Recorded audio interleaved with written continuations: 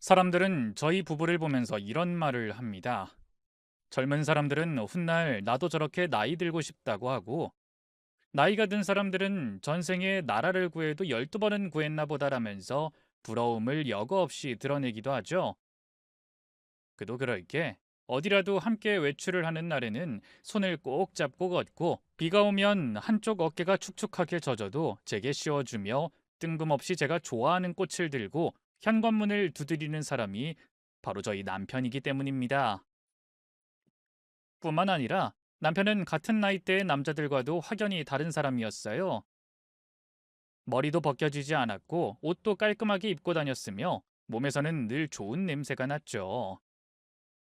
더구나 말에서 존중이 나오는 것이라고 어느 순간부턴 우린 서로에게 존댓말을 하곤 했습니다. 누군가는 유난을 떤다고 꼭 불륜 남녀를 보는 느낌이라며 질색을 하는 사람도 있었지만 대부분은 그런 저희 부부를 좋게 보더군요. 어머, 세상에 저런 남편이 어딨어? 내가 요즘에 제일 부러운 게 자기야. 재영이도 지 엄마라면 끔찍이 아끼고 극진하게 효도해. 잘생긴 남편이 졸졸 쫓아다니며 예뻐해. 그러지 말고 우리 점사 한번 보러 가자고. 이 동네에 점사 잘 치는 박수무당이 있다고 하던데, 어? 에이, 무슨 저 그런 거 안 믿어요. 믿든 안 믿든 가보자니까. 나도 답답해서 그래. 자기가 나라를 12번 구했으면 난 혹시나 그 옆에서 팔아먹은 게 아닐까 하고. 이건 말년으로 갈수록 원수가 이런 원수가 없어. 임신 8개월 된 여자처럼 배만 불룩 나와서는 씻지도 않고 술상 대접하라며 소리를 버럭버럭. 어떨 땐 아주 때려 죽이고 싶을 정도라니까. 가만. 혹시 내가 나라 팔아먹었을 때 그 인간을 죽였나? 그러지 않고선 내가 말년에 남편 때문에 이런 개고생을 할 리가 없잖아. 맞지? 왜 그러세요? 두 분 보기 좋은데요. 티격태격하면서 오히려 재미지게 사는 것 같고요.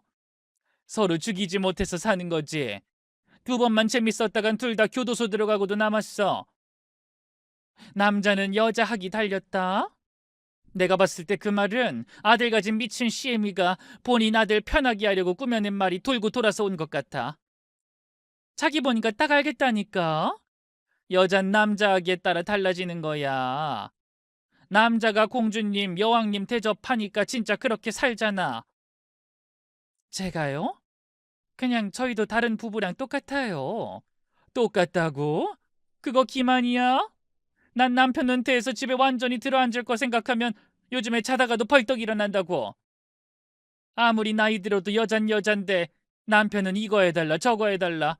꼭 나를 무슨 엄마 취급을 하니? 내가 다 늙은 자식 품고 사는 기분이라 더 싫은 것 같아. 나라고 내 남편 욕만 하고 싶어서 이렇게 하겠어? 나도 나름 노력을 했다니까. 노력이요? 어떤 거요?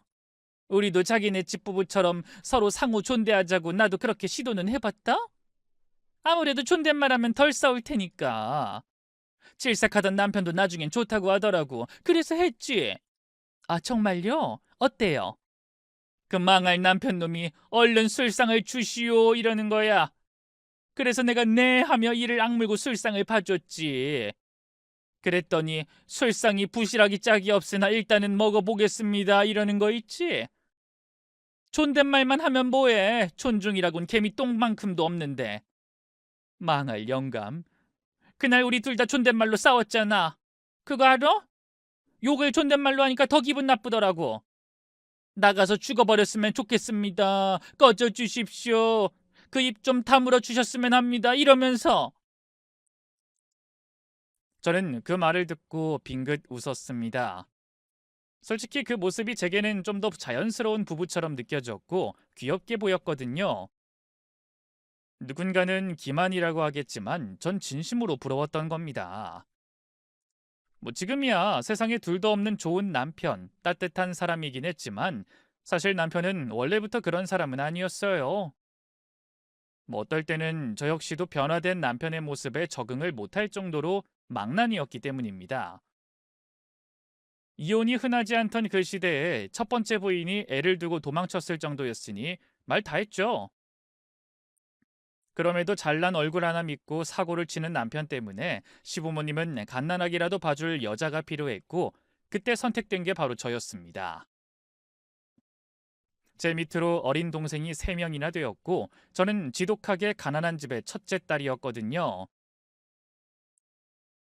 시댁에서는 저희 집 빚을 대신 갚아주겠다는 조건을 걸어 저와 남편을 억지로 이어준 거였습니다. 흰옷 입고 사진 한 장 덜렁 박은 게 전부였지만 저는 남편과 처음으로 만나게 된 그때를 기억하고 있어요. 술 냄새 풀풀 풍기며 반쯤 풀린 눈으로 제 발을 유심히 보더니 시어머니에게 이렇게 말했죠. 엄마, 내가 몇 번을 말해. 난 발이 작은 여자가 좋다니까. 저건 무슨 나랑 신발 같이 신어도 되겠어. 아니 이왕 데리고 오려면 좀 작고 귀여운 애를 골랐어야지. 아니면 얼굴이라도 예쁘거나 가슴이라도 엄청 어?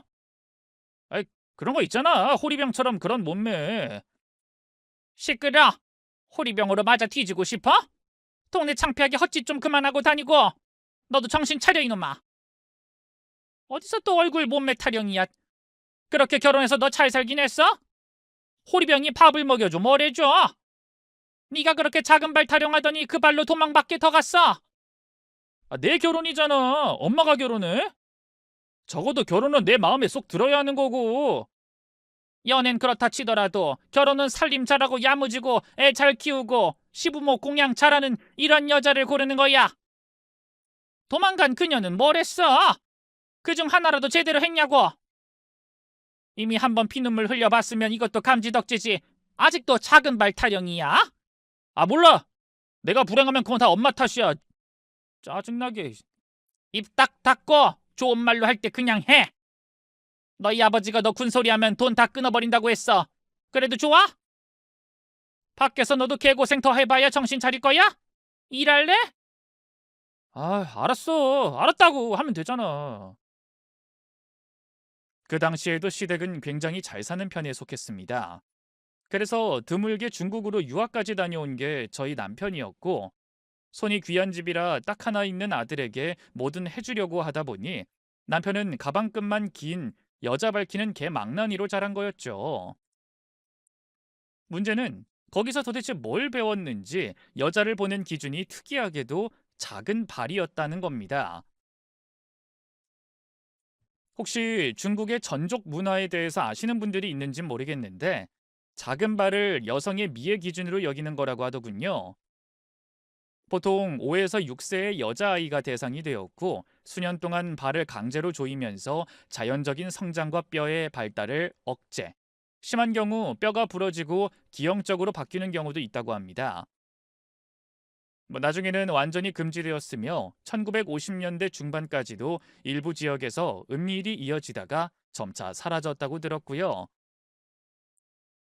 하지만 세월이 흐른 뒤에도 중국의 미의 기준만 놓고 보면 크게 달라진 것처럼 보이진 않았습니다. 멀리 갈 것도 없이 유튜브만 보더라도 어느 정도의 건강미를 추구하는 한국과 달리 중국의 미의 기준은 작고 여린 여자를 선호하는 것처럼 보이거든요. 작은 발과 머리에 커다란 눈, 바람만 불어도 날아갈 것 같은 그런 여자 말입니다. 남편의 이상형도 딱 그런 여자였어요. 물론 그게 다 중국 유학의 영향이라는 생각은 들진 않습니다. 시아버님이 늘 이렇게 말했기 때문이죠. 여잔 자고로 툭하면 꺾어질 것처럼 여린 맛이 있어야 해. 그래야 남자가 지켜주고 싶은 마음이 들지. 우악스럽고 거친 여자가 어디 여자로 느껴지길 해. 한 팔로 딱 감으면 허리가 쏙 들어와야 여자처럼 느껴지는 거지.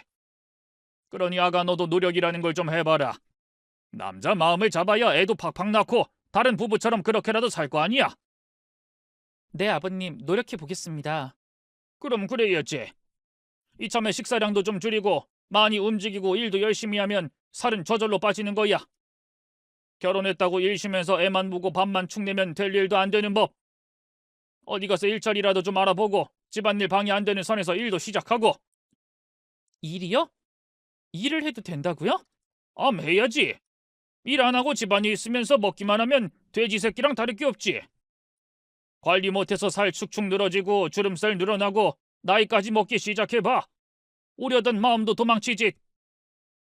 무엇보다 여자가 살찌면 어디 여자로 보이는 줄 알아? 부지런히 일해서 돈 벌어. 겸사겸사 살 빠지면 내 아들도 마음 잡고 그래야 그 망나니가 집에 붙어 있을 거고 손자도 볼 거 아니니. 네, 알겠습니다, 아버님. 말만 그러지 말고 최선을 다해. 내가 너희 집 빚 갚아준 거 돈이 차고 넘쳐 해준 거 아니다. 재영이가 있긴 해도 아들은 많을수록 좋은 법이고 손 귀한 집이니 너도 노력을 해야 하는 건 아내의 본분이야. 그때 시어머니가 끼어들어 시어머니에게 소리를 질렀습니다. 겸사겸사? 그냥 돈 벌어오라고 하는 말을 꼭 그딴 식으로 말을 해야겠어요? 설마 얘 친정빚 갚아준 게 아직도 그렇게 아까워 그래요? 식사량을 왜 줄여? 지금 얘가 어때서? 말이 되는 소리를 해야지. 누가 구두쇠 아니랄까봐 쌀이 아까워? 제발 아낄 걸 아껴요, 아낄 걸. 이 옆에 내가 지금 며느리 앞에서 언성을 높여? 미쳤어? 그럼 예전처럼 군소리도 없이 그런 헛소리 듣고 있을까봐? 무슨 말만 해도 절절거리면서 내내 소리할 줄 알았어요? 나도 이제 나이 먹을 만큼 먹었고 무서운 것도 없어요. 애초에 손자 타령할 거면 밥을 굶으란 말을 말아야지. 그리고 허리가 한 줌 되는 여자가 애를 어떻게 낳는다고 지금 살 빼라는 말을 해요? 얘가 뼈가 두꺼워 그렇지 사실상 말랐어. 아니 나는 우리 아들이 마음을 못 잡으니까. 그리고 당신 내 아들 하는 말 못 들었어? 살집 있는 여자는 꼭 자기 엄마처럼 느껴져서 감흥이 없다고 하잖아, 감흥이. 결국 이게 따지고 보면 다 당신 탓이라는 거야. 그러니 이참에 당신도 관리를 좀 해. 관리? 언젠 내가 살집 있어서 좋다며? 다른 여자들은 눈에도 안 찬다면서요? 살아보니 그게 아닌 걸 어쩌라고? 나라고 알았겠어. 젊을 때 살집이 커선 덩치가 된다는 걸. 저 뱃살 좀 봐. 어우 답답해. 보기만 해도 내가 숨이 막혀 그래. 둔에 빠져서는. 그러니 우리 아들도 그렇게 살까봐 내가 조언해 주는 건데 당신이 왜 끼어들어?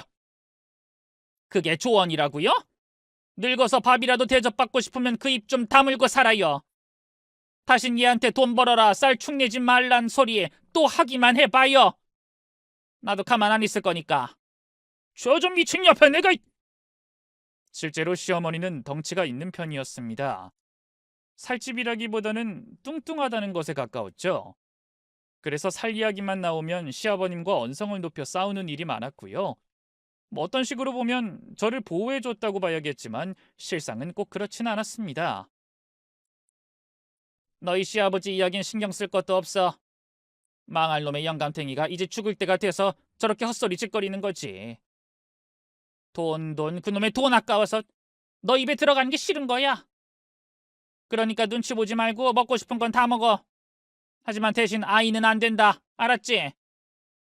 하지만 아버님은 아이를 가지길 원하시는데 그건 그 인간 생각이고 난 아니야.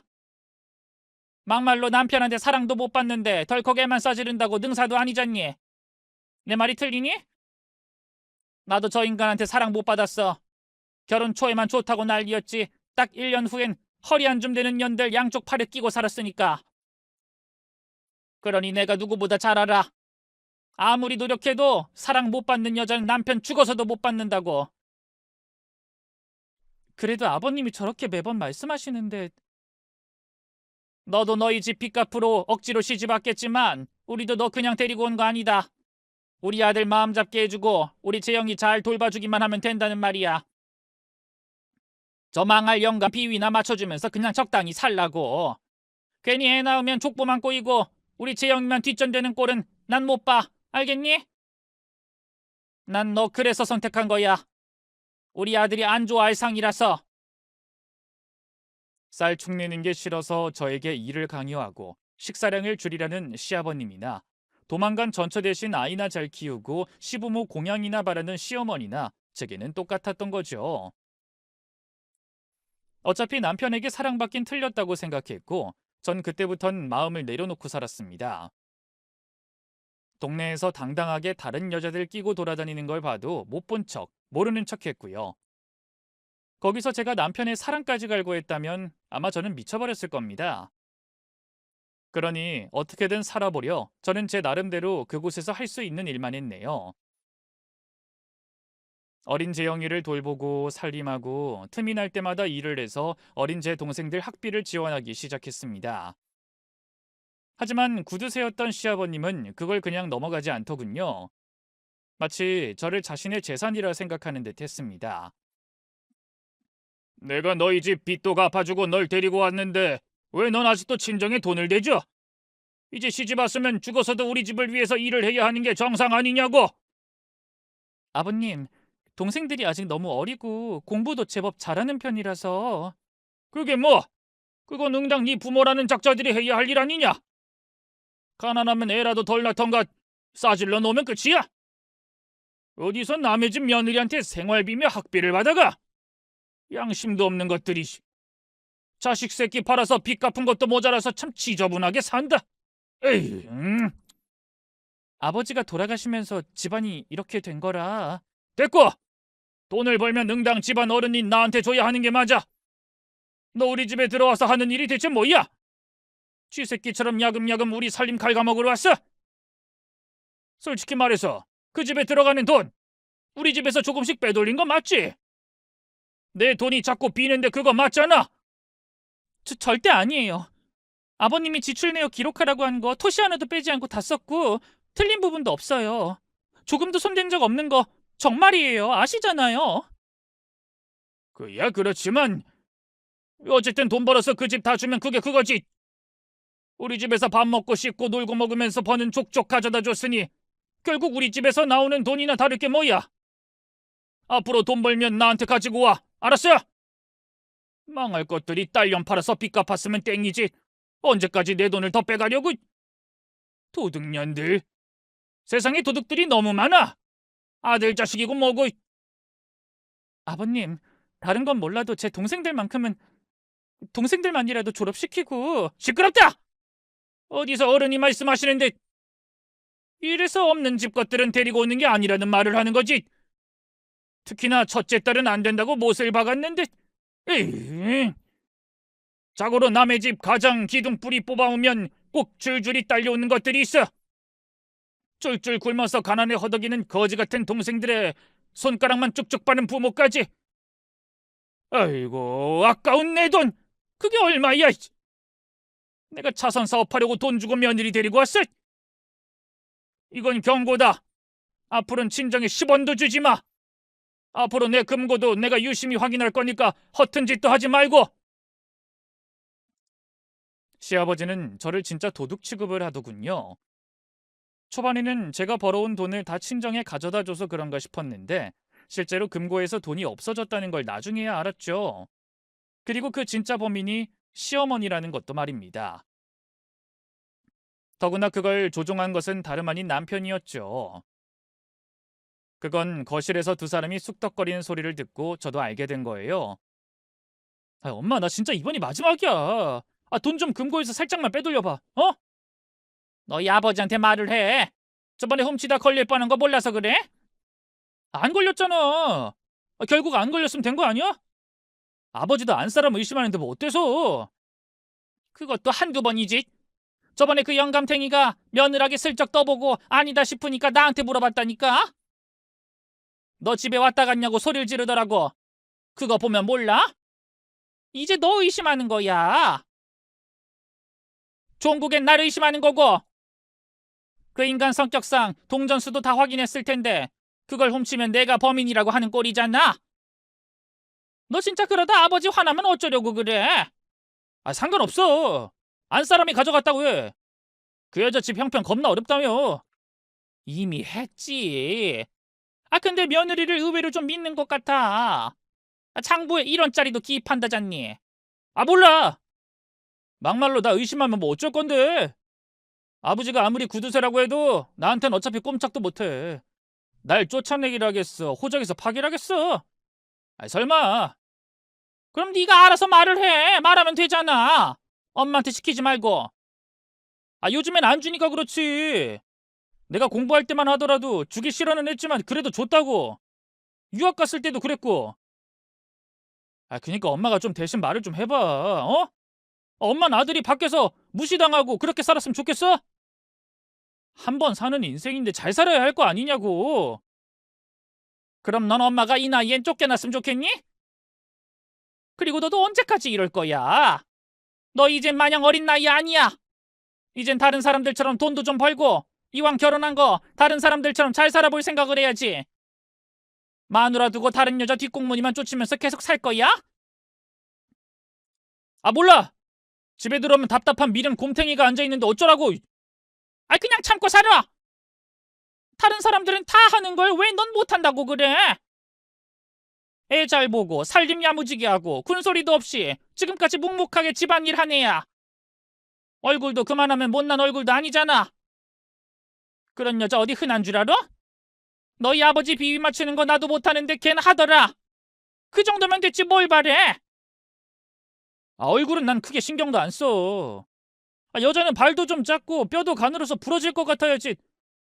난 그런 여자만 여자로 보인다고 몇 번을 말해. 아무리 정을 주려고 해도 잘 안 되는 걸 어쩌라고. 아이, 무엇보다 나 진짜로 좋아하는 사람 생겼다니까? 한눈에 완전 내 여자다 싶었어. 아, 그니까 그 여자랑 좀 잘 될 수 있게 엄마가 좀 도와줘. 이 미친놈이. 너, 너희 아버지 알면 뒤로 넘어가. 아버지 성격 몰라서 그런 말을 해? 아이, 돈 주고 며느리 사서 그거 아까워서 집안일로 그렇게 부려먹었으면 이미 쌤쌤이고 5년이면 빚은 심하이 된 거 아니야? 악덕 사채업자도 그 정도는 돈 안 돌려받겠네. 아, 뭘 얼마나 더 뽑아 잡수시려고. 아, 그냥 이참에 며느리 바꾸면 되는 거잖아. 재영이도 다 커서 이제 엄마 손 별로 안 가도 상관없을 나이 아니냐고. 엄마, 아들 소원이야. 어? 하나밖에 없는 아들 숨 좀 쉬자. 나도 토끼 같은 마누라의 예쁜 자식 보면서 그렇게 살겠다고. 한 번만, 딱 한 번. 이게 바로 저희 남편이란 사람이었습니다. 저를 돈 주고 산 소유물로 생각하는 시아버지나 변덕심한 본인 남편 수발에 손자 돌보는 도우미로 여기는 시어머니보다 더 나쁜 인간이었죠.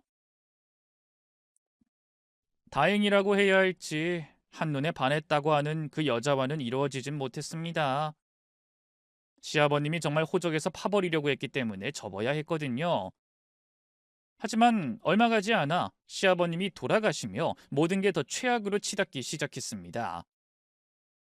온전히 아들의 편이 되어주는 시어머니만 남은 집안에서 남편은 물 만난 물고기가 따로 없었거든요. 두 번의 사업 실패로 급격하게 가세가 기울어갔습니다. 그럼에도 정신 못 차린 남편은 당시 만나고 있던 여자의 턱주가리 밑에 보석과 돈을 안겨주다가 사기를 당했고 시어머니는 그 일로 시름시름 앓기 시작했고요. 당연히 그런 상황에서 이혼을 생각하지 않은 것은 아니었습니다. 하지만 갓 100일이 채 지나지 않았을 때부터 키운 아들과 헤어지기 싫어 그런 상황들을 모두 참아왔던 거였어요. 헌데 바로 그 무렵부터 남편이 변하기 시작했던 거였죠. 여보, 내가 정말 미안해. 아버지 돌아가시고 엄마 저렇게 아프면서 내가 얼마나 어리석고 못난 아들이었는지 그리고 나쁜 남편이었는지 깨닫게 됐어. 늦었다는 거 알아. 근데 나 진심으로 반성하고 있고 당신한테 잘하고 싶어. 내가 아픈 시어머니 안 돌보고 도망칠까봐 무서운 건 아니고 이제까지 재영이 때문에 참고 살았지만 아는 분들이 그러더라. 내가 친모 아니래도 재영이 키울 수 있다고. 알아. 근데 그런 거 아니야. 내가 해. 내가 병수발도 다 할 거야. 정말로 그런 뜻이 아니야. 돌이켜보니 그래. 나 정말 많이 후회하고 후회하는 만큼이라도 당신한테 잘하고 싶어. 그 말을 듣는데 어쩐지 화가 나서 물었습니다. 내가 이혼할 때 재영이 데리고 간다고 해도? 그래도 그냥 놔줄 거야? 그럼 당신한테 지은 죄가 있는데 다 해야지. 재산도 다 줄 수 있고. 근데 할 때 하더라도 못 이기는 척 나랑 몇 달은 좀 살아줘. 더는 후회하면서 살고 싶지 않아서 그래. 당신한테 정말 최선 다하고 싶어서 그래. 여보, 딱 한 번만 봐주라. 처음에는 얼떨떨하더군요. 저만 보면 미간을 찌푸리던 그런 사람이 활짝 웃으며 다가왔고 저를 위해서는 뭐든 하려고 했으니까 말입니다. 실제로 시어머니가 돌아가시기 직전까지 병수발을 한 건 역시 남편이었어요. 밤늦게까지 일을 하면 늘 골목까지 마중을 나왔고 한 달에 한 번은 꽃을 선물해 줬죠. 그게 지금까지 무려 15년간 이어지게 된 거였고요. 초반에는 이렇게 잘할 수 있으면서도 왜 내 속을 그렇게 썩게 했을까 원망도 했었습니다. 남편은 그때의 상황을 이렇게 설명했죠. 당신을 싫어했다기보단 싫어할 이유를 찾으려고 했었어. 그러니까 발이 작아야 한다는 트집도 잡았던 거고. 솔직히 당신한테 흠이라곤 그게 전부였으니까. 사실 오래전부터 결혼하겠다고 했던 사람이 있었는데 부모님이 반대를 했었거든. 그런 일이 있었어? 응. 그땐 젊었고 고집도 있었고 모든 게 다 싫었던 것 같아. 만약에 내가 당신을 그냥 우연히 만났다면 난 당신 분명히 좋아했을 거야. 부모님에 대한 반발심, 젊은 패기, 그런 거에 내가 잠식된 거지. 당신이 싫었던 건 결코 아니야. 이건 진심이야. 그래도 내가 들은 말이 있는데 나랑 이혼하려고 시도했었잖아. 그때도 똑같지 뭐. 좀 반항하고 싶었던 거야. 운명이니 그런 게 어딨어. 이건 정말이야. 당신은 못 믿겠지만 그때 난 지금의 내가 아니고 당신한테 상처 준 거 내가 아물 때까지 쭉 곁에 있어주고 싶어. 지영이도 잘 키웠고 당신처럼 좋은 사람 세상에 없는 거 아니까. 남편은 한두 해만 그러다가 만 게 아니라 꾸준히 제게 잘하려고 노력했습니다. 그래서 저도 그런 남편에게 서운했던 거, 화가 났던 마음도 다 풀게 됐죠. 그러다 어느 순간부터는 저도 그런 남편을 사랑하게 되었고 서로를 위하면서 그렇게 살게 된 겁니다. 서로 존댓말하기 시작한 것은 지금으로부터 8년인가 7년 정도 되었고요. 비록 과거의 일을 떠올리면 남편이 끔찍하게 느껴지는 것도 사실이었지만 저는 나름 만족을 했습니다.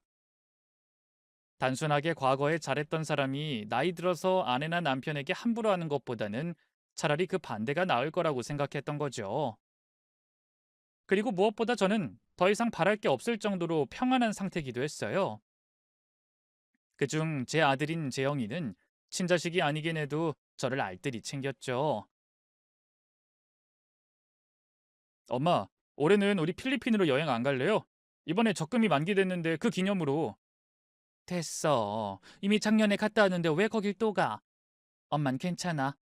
요즘 엄마도 일이 많고 나중에 여유가 되면 그때 가는 걸로 하자. 그리고 너도 돈 생겼다고 계속 쓰면 안 돼. 모아서 장가 가야지. 요즘 여자들 능력 없으면 시집도 잘 안 오려고 한다던데. 나 돈 잘 벌어. 능력 있다고. 누가 키운 아들인데. 그리고 막말로 여자들이 나 싫다면 엄마랑 그냥 살아도 난 상관없는데? 어머, 얘가 장난이라고 해도 그런 말 하는 거 아니야. 그저 여자한텐 잘해줘, 응? 걱정 마. 어쨌든 가는 거다. 나랑 여행 꼭 가요. 뿐만 아니라 제가 학비되어준 동생들도 하나같이 잘 자라서 저에게 뭐든 해주려고 했고요. 일단 둘째는 남동생이었는데 직업 군인이 되어 저와 함께 다른 동생들을 도왔습니다. 덕분에 셋째는 의사, 막내는 미국에서 식당을 운영하고 있죠.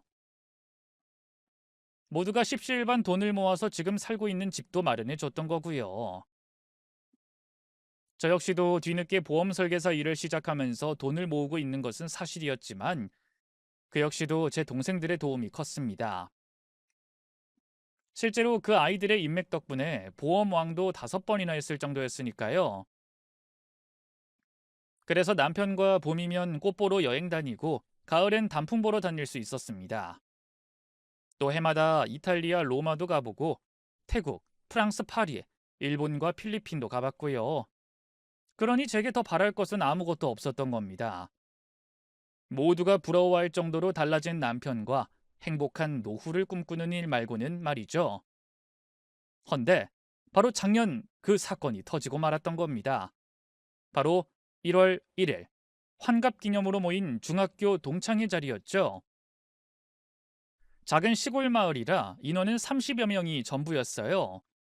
그래서 저희는 꽤 돈독했고 오랜 기간 종종 모임을 가져왔었습니다. 하지만 저는 자주 참석은 하진 못했어요.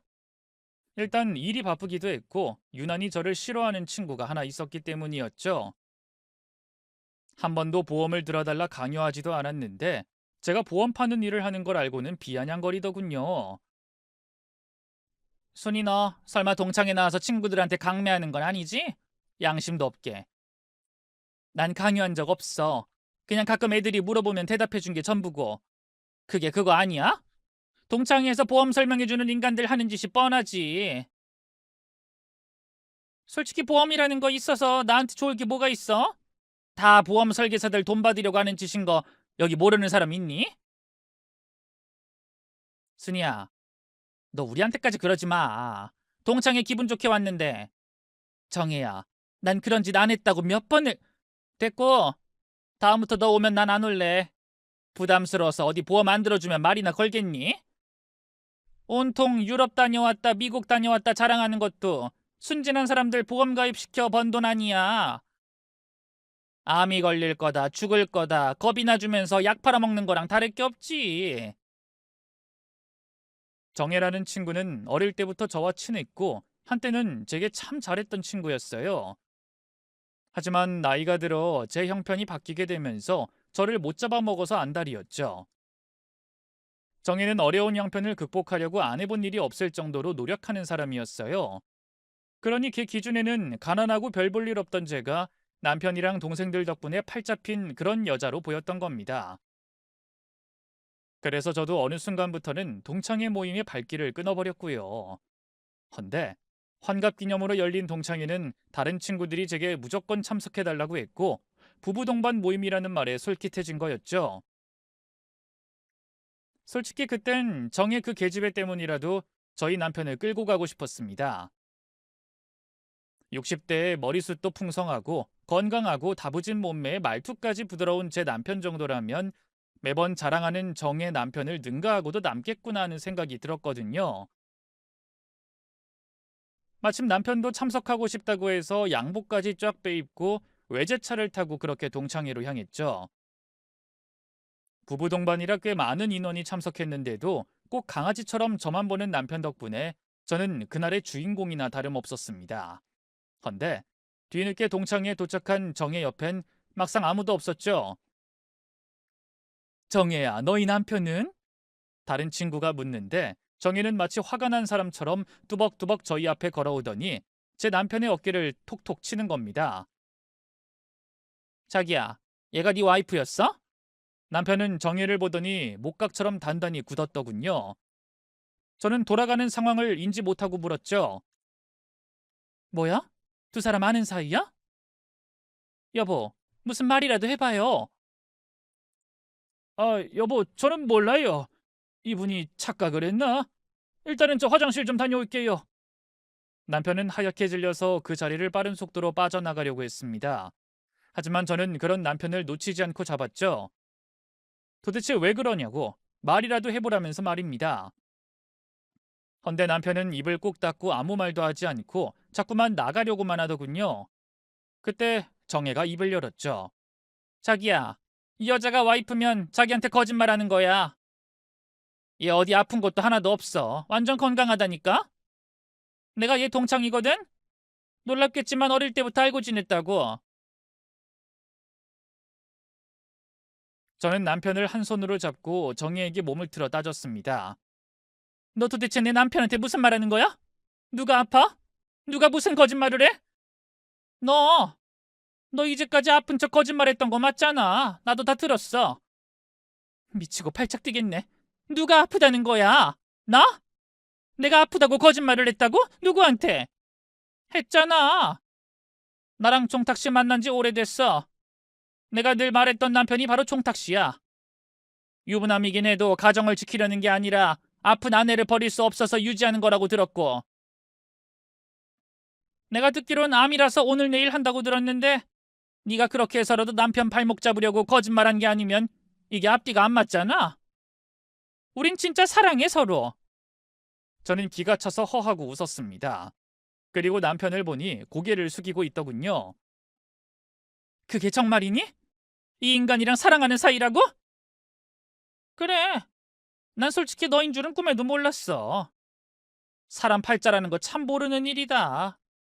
너나 나나 집 똑같이 가난했고 팔리듯 시집가서 동생들 뒷바라지한 것도 똑같았잖아. 근데 난 남편 잘못 만나서 개고생하면서 살아야 했어. 심지어 내가 뒷바라지한 동생 년놈들도 나 쌩까고 지들끼리 잘 살고 있고. 근데 왜? 근데 넌 뭔데 이렇게 살아? 딱 한 끗 차이로 남편이 좋은 사람이라는 거 그것만 다른데 말년 생활 자체가 다르잖아. 난 억울해. 나도 잘 살고 싶고. 마음 떠난 남자 아프다는 핑계로 잡아둔 게 너 아니야? 이 사람 나랑 살고 싶다고 했었어. 알아? 기가 차서 이 사람 때문에 내가 잘 살았다는 말을 하고 싶은 거니? 더구나 아프다고 말해서 이 사람이 날 못 버린 거라고? 그럼 내 말이 틀려? 나도 알 만큼은 다 알아. 저 사람이 부인 이야기를 나한테 안 했을까? 손 하나 까딱 안 하고 남편한테 돈 달라고 하고 지금 사는 집도 종탁 씨가 마련한 거잖아. 이제 보니 다 알겠네. 무슨 돈이 나서 유럽이고 미국이고 다녔는지. 양심도 없는 년. 그러니 종탁 씨가 그렇게 힘들어하면서 나한테 울고불고 기다려달라고 본인도 행복하고 싶다고 한 거지. 정말이지 어이가 없어서 화도 나지 않더군요. 오히려 정혜의 말에 머리가 차가워지는 기분이 들었죠. 그간 변했다고 생각했던 남편이 하나도 변하지 않았다는 사실을 여전히 여자에게 미쳐 있다는 걸 받아들이는 건 10초도 걸리지 않았어요. 바로 정혜의 발을 보고 이해를 해버렸기 때문이죠. 누가 봐도 작은 발, 가느다란 뼈, 작은 얼굴까지 남편의 이상형과 너무나 부합했거든요. 남편은 그런 정혜와의 미래를 위해서 제가 아파서 이혼을 못한다는 새빨간 거짓말을 했던 모양입니다. 암에 걸린 여자라 불쌍해서 죽기 전까지만 돌봐줄 거다. 사랑하는 게 아니다. 그 여자는 악처였고 난 늘 외로웠었다. 이런 식으로 안 봐도 뻔했죠. 저는 숨을 크게 들이쉬고 남편과 정혜를 번갈아 본 뒤에 말했습니다. 그래, 가지고 싶니? 그럼 너 가져. 나도 아무 미련 없으니까. 너, 너 그게 참말이야? 그래, 진심이야. 이혼 그거 해줄게. 다정하고 따뜻하고 좋은 사람 미련 없이 너 준다고. 생각해보니까 너랑 너무 잘 어울려. 그니까 저거 먹고 떨어져. 정혜는 놀라서 눈이 커졌고 주변에 있던 친구들은 저를 만류했죠. 미친 거 아니냐고. 이건 불륜이고 마땅히 넌 본처라면서 말입니다. 하지만 저는 떠밀듯이 남편을 정혜가 서 있는 방향으로 밀어버렸죠. 헌데 바로 그 순간 남편이 제 앞에 무릎을 뚝 꿇는 겁니다. 여보, 실수였어요. 이 여자가 하도 날 좋다고 해서 정말 진짜로 그냥 가볍게 만난 거였고요. 알잖아요. 저 당신한테 진심이었다는 거. 이 나이 먹어서 무슨 부귀영화를 누리겠다고 다른 여자랑 결혼을 해요. 우리 재영이 생각도 해야죠. 야, 이젠 존댓말 하지 마. 그 말 듣는 것도 이젠 역겹다. 나 이젠 알겠어. 중국 유학 다녀와서 발이 작은 여자한테 미친 건가?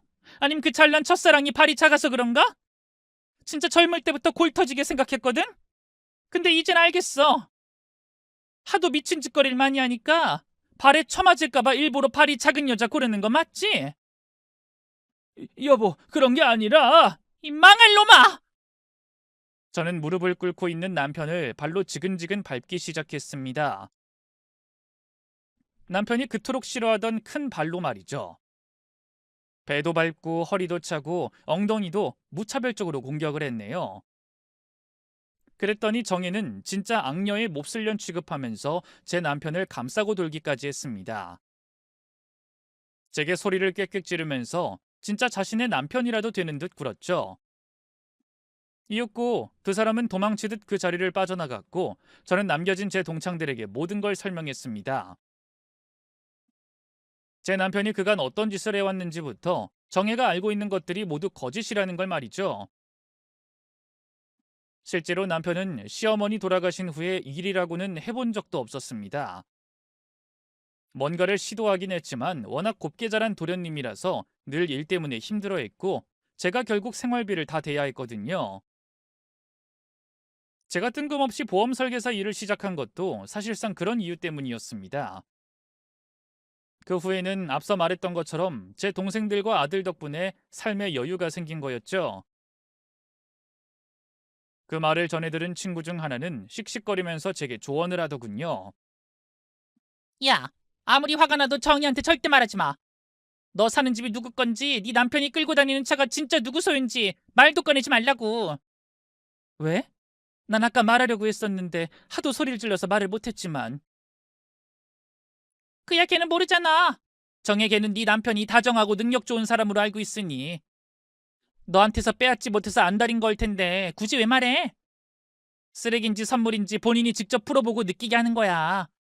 포장만 잘 된 쓰레기 받고 어떤 표정 지을지 나도 봐야겠어. 그래도 정해도 속은 건데 한땐 나랑 친하기도 했고. 물론 속았겠지. 바람둥이 말에 홀랑 넘어갔을 수 있어. 근데도 자기 동창 친구 남편인 줄 알았으면 그렇게 나오면 안 되는 거야. 뒤늦게 알았으면 끙끙 앓다가 그냥 입을 다물거나 그게 아니면 죽을 죄를 지었다고 싹싹 빌어야 맞지. 아니니? 어디서 조강지처 앞에서 자기 소리를 해? 머리에 총을 겨눠도 그런 짓을 하면 안 되는 거지. 그런가? 그럼 당연하지. 미친 계집애. 그거 아주 피해의식에 쩔어서 너한테 괜히 더 그래. 너랑 비슷하게 못 살 때는 둘도 없는 친구처럼 굴더니 너 잘 살기 시작하면서 가시 드러내놓고 다니잖아. 까놓고 우리 중에 그 시절에 누가 그렇게 잘 살았니? 한 명이라도 잘 살면 박수를 쳐도 모자라고.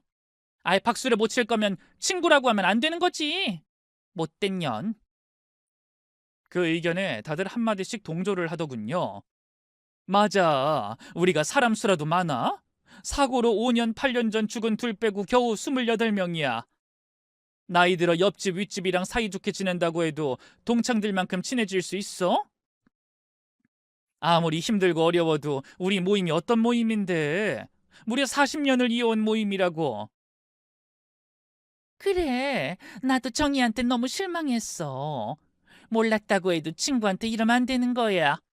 앞으로 정희는 우리 모임에서 빠지는 게 좋을 것 같아. 어차피 걔도 우릴 친구로 안 보는 것 같으니까. 아무렇지도 않을 테지만. 우린 순이 네 편이야. 결국 다들 정혜에겐 아무 말도 하지 않겠다고 단합까지 했습니다. 저 역시 바로 이혼을 결심했고요. 아무리 제게 그간 잘했다고 하지만 이혼 결심이 그리 어렵진 않았습니다. 제 커다란 발을 보고 질색하던 그 표정이 다른 여자가 좋다고 울부짖던 그 말투를 떠올리니 어려울 것도 없었죠. 남편 역시도 이미 다 들킨 마당에 더는 연기를 하지 않더군요. 어차피 늙어서 썩어 빠질 몸 아껴서 뭐 한다고. 그냥 가볍게 만난 거고. 야, 솔직히 우리가 동거인이지 부부야? 겉으로 보기에 당신한테 잘하고 이 나이에 이만큼 보기 좋게 관리해줬으면 된 거지. 설마 욕심 먹고 질투해? 내가 사랑한다고 질질 짝이라도 바라는 거야?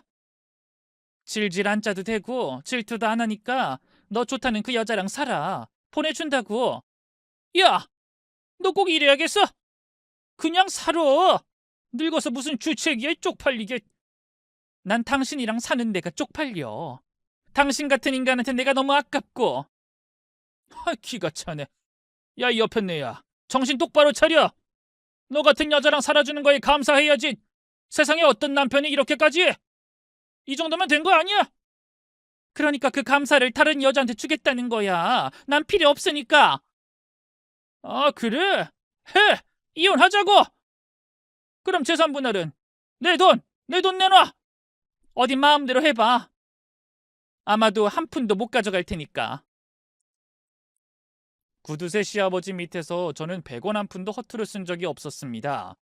그래서 모든 걸 기록하고 작성하는 게 습관이 되어 있었죠. 어찌나 혼나면서 배웠는지 두꺼운 장부가 20권 가까이 되었고 나중에 여유가 생겼음에도 일기처럼 모든 것을 다 기록해뒀던 거예요. 무엇보다 추후에 상속 문제가 마음에 걸려서 살고 있던 집 역시도 아들의 명의로 제 동생들이 구입을 해줬던 겁니다. 보험왕으로 받은 보너스로 구입해줬던 남편의 자동차도 아들 명의였죠. 즉, 명의로만 따지면 나눌 것도 없고 재산에 대한 기여도가 없던 남편이었기에 그가 원하는 정도의 분할은 결코 받을 수가 없게 된 겁니다. 뒤늦게 변호사 상담을 받고 그걸 알게 된 남편은 사기라고 이혼 못하겠다고 난리를 치더니 나중엔 이렇게 말했죠. 아이, 됐어. 어차피 내 아들이야. 내 아들 몫이니까 내 것이나 진배 없고, 내 아들 집에서 살면서 시부모 공양 잘하는 며느리 만나서 그렇게 살면 그만이지. 피는 못 속인다고 하더니 이전에 시아버지가 했던 말을 고스란히 했습니다. 너무 소름 끼치고 끔찍했어요. 하지만 막상 저와 남편의 이혼을 알게 된 아들 생각은 그렇지 않았죠. 난 아빠 모시고 살 생각 없어. 미쳤어? 모셔도 엄마를 모셔야지 내가 왜 아빠랑 살아? 뭐? 야, 난 친아빠야. 너랑 나는 피로 이어진 가족이고. 그게 뭐? 너 지금 몰라서 물어? 너도 기억하잖아. 저 여자 네 친엄마도 아니야. 너 잘생긴 얼굴이랑 똑똑한 머리 물려준 건 나랑 네 친엄마야. 저 여잔 피 한 방울도 안 섞인 남이라고. 그냥 너 키워준 가정부. 친정빚 갚으려고 우리 집에 돈 받고 들어온 그런 여자라고. 알아. 아빠, 나 어렸어도 다 기억하거든. 아빠가 어떤 인간이었는지, 또 엄마한테 아빠가 무슨 짓을 했는지. 아빠가 변하기 시작한 게 내가 10살 무렵이었으니까 모를 리가 있어. 근데 잘 들어. 내가 이제까지 아빠를 그나마 아빠 취급하고 있었던 건 엄마가 아빠랑 이혼을 안 했기 때문이야. 내 친아빠라서가 아니라. 그니까 엄마랑 갈라서는 순간부턴 아빠는 내 아빠가 아니란 말이고. 이제 이해했어? 이 망할 놈이 어떻게 아빠한테 그런 말을 해? 언제 내 아빠였던 적은 있어? 자식 취급 안 하던 부모였으면 부모 대접 바라지도 말아야지. 어릴 때 내 소원이 뭐였는지 알아? 아빠랑 엄마가 이혼했으면 했던 거였어. 엄마가 해준 생일초를 불면서 늘 기도했지. 좀 늦긴 했는데 이제야 이뤄줘서 참 좋네. 결국 우린 이혼을 하긴 했습니다. 같이 산 세월이 있어서 일부의 재산을 뜯긴 것은 어쩔 수 없었지만 제가 승소한 거나 다름이 없는 정도의 소액에 불과했어요. 더구나 위자료의 상간녀 소송까지 해서 제대로 복수도 해줬죠. 하지만 그보다 더 통쾌했던 것은 정혜가 열어본 선물 상자가 쓰레기라는 걸 뒤늦게 알게 된 거였습니다. 어차피 이렇게 된 거 잘 살아보자고 두 사람이 혼인신고까지 했다가 다시 이혼하기까지 걸린 시간은 고작 3달이었고요. 결국 남편은 그 집에서도 쫓겨나게 되었고 여기저기 월세를 전전했다고 합니다. 버는 돈은 없고 월세와 전기세, 공과금이 매달 빠져나가니 결국 저를 다시 찾아와 빌었죠. 여보, 내가 미쳤어. 나 이제 갈 곳도 없고, 진짜 이러다 죽어. 나 한 번만 봐주라. 그래도 그간 잘했잖아. 앞으로도 군말 안 하고 진짜 잘할게. 여자도 안 만나. 나 이제 그럴 힘도 없고, 그러고 싶지도 않아. 제발 순이야. 사람 한 번 살린다고 생각하고, 돌아가. 더는 당신이랑 대화하고 싶지 않아. 여보, 당신도 나 사랑했잖아. 잠깐이긴 해도 분명히 난 느꼈어. 맞아. 예전에 한땐 그랬지. 하지만 지금은 아니야. 난 더 사랑하는 사람이 생겼거든. 너 지금 나 버리고 다른 사람 사랑한다고 한 거 맞아? 늙어서 노망났냐? 노망났어. 그러니까 앞으로 찾아오지 마. 그 사람이 엄청 질투하니까. 그러자 그 인간은 제게 입에 담을 수도 없는 욕을 하더군요. 뭐 눈엔 뭐만 보인다고 해도 이혼 전부터 불륜을 저질렀던 것 같다고. 이혼을 취소하라며 난동도 피웠죠. 뒤늦게 경찰이 와서 상황이 마무리되었고 아들은 제게 괜한 거짓말을 왜 했냐고 묻더군요. 반은 사실이야. 엄마 진짜 사랑하는 사람 생겼어. 나를 누구보다 사랑해주는 사람. 뭐? 그게 무슨 말이야? 바로 나. 바로 나? 그게 무슨... 엄마는 앞으로 나 스스로를 너보다 그리고 내 동생들보다 더 사랑하기로 마음먹었거든. 내가 앞으로 나 스스로를 제일 많이 사랑해 줄 거란 뜻이야. 사실 아무렇지도 않은 척했지만 전 그 누구보다도 저 스스로를 싫어했던 사람입니다. 제 외모도, 제 체형도, 제 커다란 발도 싫었어요. 특히나 남편이 변하고 제게 잘하기 시작하면서 그 증상은 더 심해졌었습니다. 어떨 때는 너무도 싫어서 치수 작은 신발에 제 발을 구겨 넣기도 했었으니까 말이죠.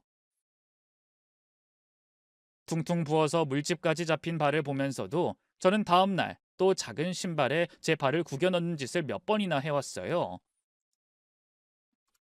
저 나름 사랑받으려고 발버둥을 치며 그리 살았던 겁니다. 그러다 보니 모두가 부러워하는 팔자 좋은 여자처럼 보였을 그때 저는 단 한 번도 행복하지 않았어요. 마치 맞지 않은 신발 같은 인생이었던 겁니다. 뾰족하고 불편하고 언제나 물집이 터지기 직전이었죠. 그런데 남편과 이혼하고 처음으로 제 발을 자세히 보게 되었어요. 뼈마디가 튀어나오고 굳은 살에 갈라지고 늙어 못생긴 발이었지만 이 발로 아들 재영이 키워냈고 동생들 뒷바라지도 해왔다는 걸 알게 된 겁니다. 발에 땀이 나도록 뛰고 또 뛰며 가족을 위해 노력한 그런 발을 부끄러워한 게 죄스러울 정도로 미안했죠. 그래서 저는 제 발에 꼭 맞는 신발을 샀고 이제는 편안하게 아침 햇살 아래를 걷습니다. 조금 늦은 거 알지만 지금부터라도 이렇게 살아보려 해요. 자기 자신을 사랑하는 일, 그건 결국 세상에서 가장 오래가는 사랑이니까 말이죠. 제 이야기는 여기까지입니다. 오늘 시간 내어 제 이야기 들어주신 분들에게도 감사를 전하며 오늘 남은 하루는 스스로를 위해 작은 투자를 해보셨으면 좋겠네요. 모두 고맙습니다.